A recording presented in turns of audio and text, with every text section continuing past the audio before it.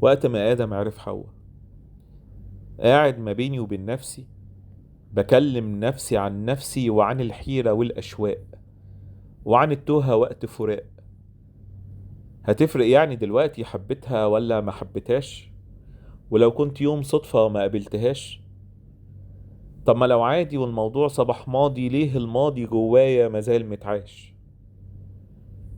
خليك تعيش في الحاضر، وأقول حاضر لكن الحاضر لسه ما جاش.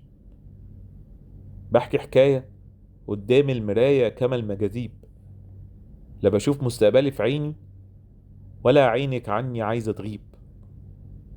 أمر غريب، مش أول واحد يحب وتنتهي القصة ومصمم تقول لسه هيفيدك بإيه؟ تعاني السراب خلاص غياب بغياب.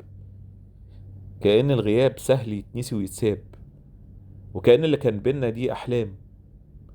فلو ده غياب أنا مش هرد الباب، ولو دي أحلام أنا مصاب ومن حقي أرتاح وأنام. الغريق في عز غرقه بيتمنى أي حد يمد حبله، والمظلوم من قلب سجنه بيطلب من سجانه البراءة. أيوة لسه بحبك ولسه بفتكرك كل يوم أكتر من اللي قبله، فاعذريني على الجراءة.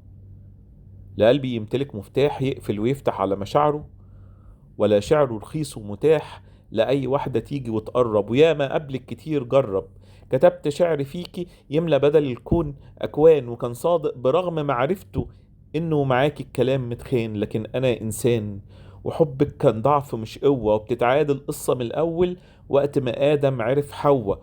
وبالرغم من كل ما مر قلبي بيفضل يعيش المر، ولسه بيفتكر حبك مع إن حبك ده شيء لا يشرف ولا يسر.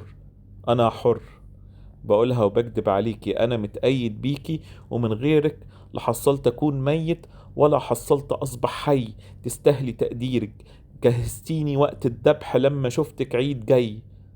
مرت محطات اللقا ولسه مستني الوصول، عيوني لسه مصدقة مع انها مستحيل هتنول. ولاني حبيتك فبالتالي انا المسؤول، واستاهل التوهة واستاهل الحيرة واستاهل ان الليالي الطول.